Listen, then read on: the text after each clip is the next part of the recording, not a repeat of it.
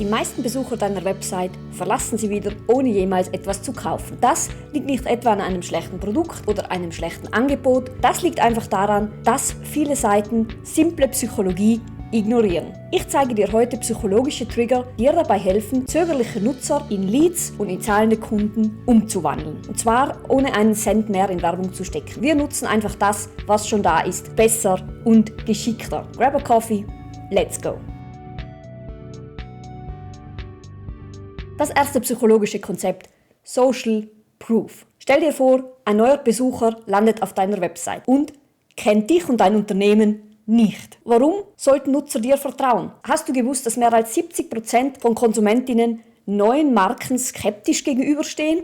Das ist eine riesige Hürde. Menschen orientieren sich einfach gern an den Erfahrungen anderer. Ganz nach dem Motto, was für andere funktioniert, muss gut sein. Irgendwo 5 Sterne drauf zu klatschen, das ist zwar nett, aber das reicht nicht. Je mehr konkrete Informationen du zu deinem Social Proof hinzufügen kannst, desto wirkungsvoller wird er sein. Also beispielsweise Foto, Name, Alter der Person oder auch Position, aber am allerwichtigsten Ergebnisse, welche die Person mit deiner Dienstleistung erreicht hat. Damit können sich Nutzer viel besser identifizieren. Das schafft einfach viel mehr Glaubwürdigkeit. So ein Format solltest du nutzen und auf dein Business übertragen. Wenn du beim Thema Conversion Rate Optimierung noch am Anfang stehst, dann schau dir am besten dazu auch mein Grundlagenvideo an.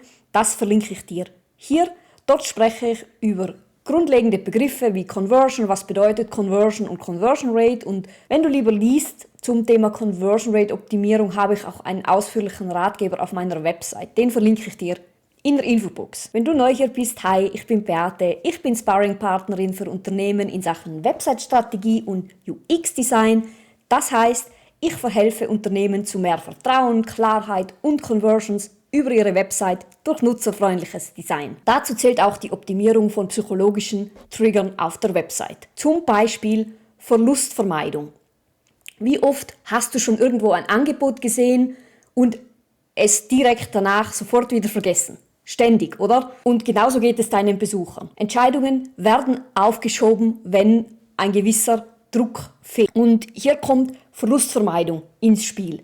Der Schmerz, etwas zu verlieren oder zu verpassen, ist psychologisch gesehen viel, viel stärker als die Freude über einen gleichwertigen Gewinn. Klassische FOMO. Wir hassen es einfach, etwas potenziell zu verpassen. Und dieses Konzept kannst du für dich bewusst nutzen, indem du dein Angebot einfach beschränkst. Das heißt, entweder zeitlich einschränkst oder die Kapazitäten einschränkst. Aber Vorsicht, Disclaimer, das Ganze muss echt und authentisch gemacht sein. Das Ganze muss auch zu deinem Produkt oder Angebot passen. Und ich sage auch ganz offen dazu, dass dieses Konzept für Waren oft sehr viel besser und authentischer sich umsetzen lässt als zum Beispiel für Dienstleistungen.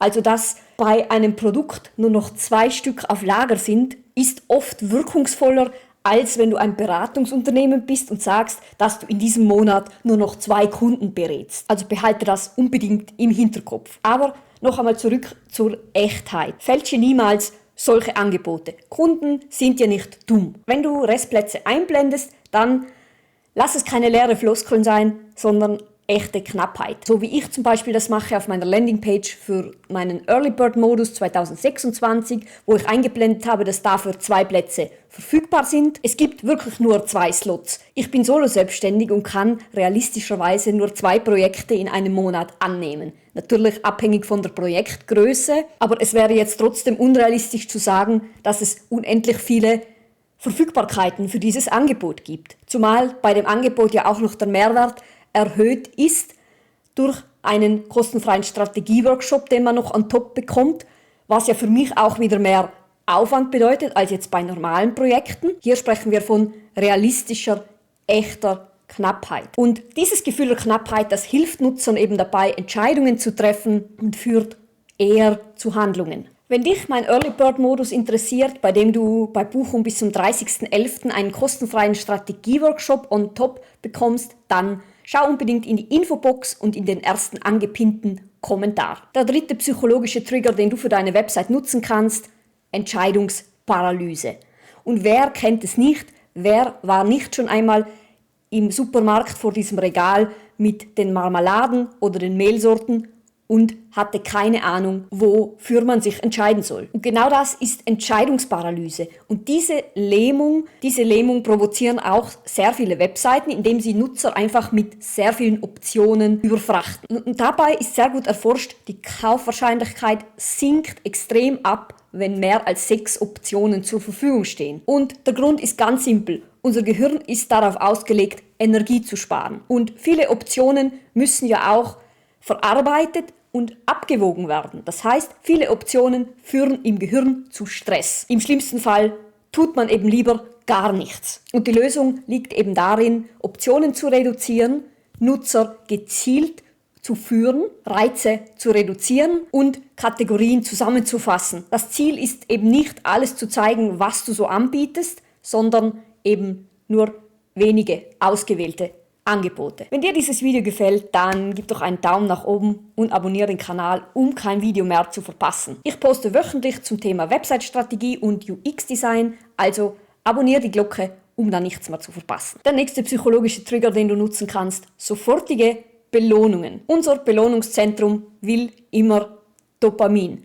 Wir sind sehr ungeduldig. Du solltest schon mal auf deiner Seite langsame Ladezeiten vermeiden, weil wenige Nutzer wirklich die Geduld mitbringen, hier auf etwas zu warten. Und du solltest direkt deinen Mehrwert kommunizieren, also sprich im direkt sichtbaren Bereich, also noch bevor Nutzer irgendwo hinscrollen müssen oder hinklicken müssen, musst du schon den Mehrwert für Nutzer kommunizieren. Als Beispiel: Du bist ein Anbieter für Steuer- und Buchhaltungssoftware.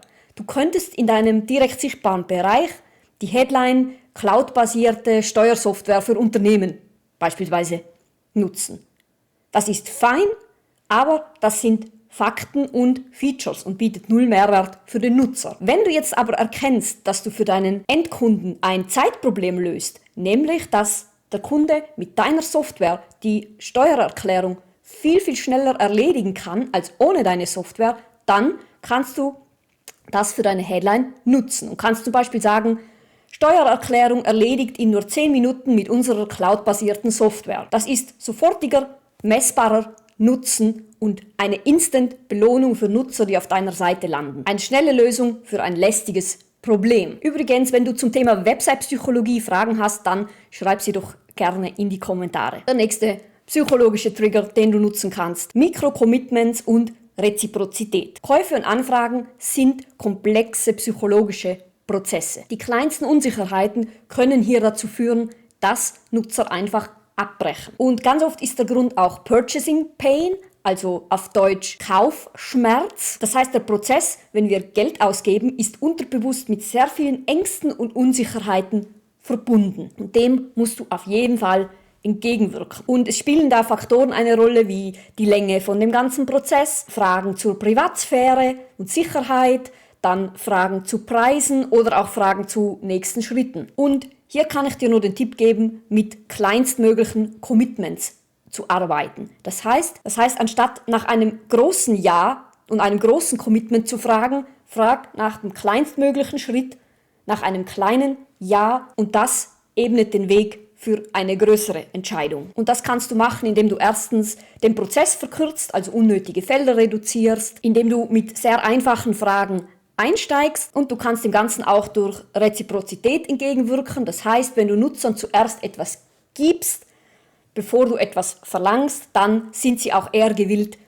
wieder etwas zurückzugeben. Zum Beispiel kannst du einen Freebie anbieten, ein Webinar anbieten oder einen unverbindlichen Austausch, und Nutzer sind dann eher bereit für komplexere Entscheidungen. Wenn du dich fragst, wie du das Ganze auf deiner Website umsetzen kannst, dann kann ich dir dazu meine kostenfreie Website-Analyse empfehlen. Ich schaue mir deine Website an und gebe dir sofort Maßnahmen zur Verbesserung. Den Link findest du in der Infobox und im ersten Kommentar. Ein Bonustipp: Nutz Psychologie in deiner Preiskommunikation. Das heißt, du kannst hier Neunerpreise nutzen, mit Bundles arbeiten oder auch Decoy-Pricing nutzen. Und wenn du mehr zum Thema Preiskommunikation auf der Website erfahren willst, dann habe ich dazu auch ein ausführliches Video auf meinem Kanal. Das verlinke ich dir hier. Fassen wir das Ganze jetzt noch einmal zusammen. Nutz Social Proof, um Vertrauen aufzubauen. Begrenze deine Angebote, um Verlustvermeidung zu triggern. Wirk Entscheidungsparalyse entgegen, indem du deine Optionen reduzierst. Setz auf sofortige Belohnung, indem du Nutzern bereits schon im direkt sichtbaren Bereich ein gutes Gefühl und einen Dopaminkick gibst. Und zu guter Letzt, setz auf das Gesetz der Reziprozität und Micro-Commitments, was Nutzer bereit macht für größere Entscheidungen. Wenn du jetzt wissen willst, wie du deine Website noch optimaler vorbereiten kannst auf 2026, dann schau dir auf jeden Fall auch dieses Video hier an und abonniere unbedingt den Kanal, bevor du gehst. Bis zum nächsten Mal. Ciao!